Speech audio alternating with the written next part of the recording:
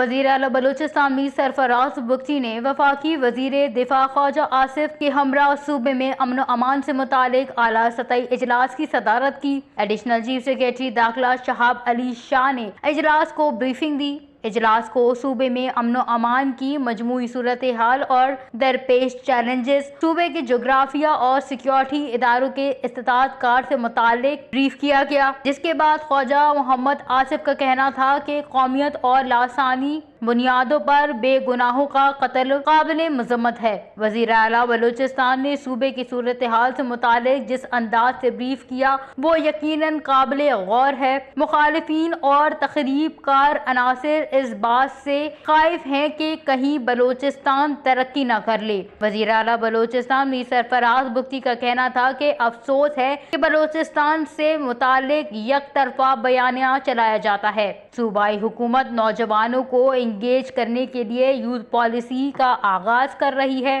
نوجوانوں کو اخوت پروگرام کے تحت آسان اقساط پر قرضے فراہم کیے جا رہے ہیں۔ صوبے کے قابل نوجوانوں کو دنیا بھر کے 200 معروف یونیورسٹیوں میں مکمل طور پر فنڈڈ اسکالرشپس دیے جا رہے ہیں۔ صوبائی حکومت وفاقی حکومت کے تعاون سے دہشت گردی کی آفریت کا مکمل خاتمہ کرے گی۔ بلوچستان میں دہشت گردی کے خاتمے کے لیے وفاقی اور صوبائی حکومتوں کا مشترکہ لاہ عمل ناگزیر ہے۔ وش نیوز، کوئٹہ، بلوچستان۔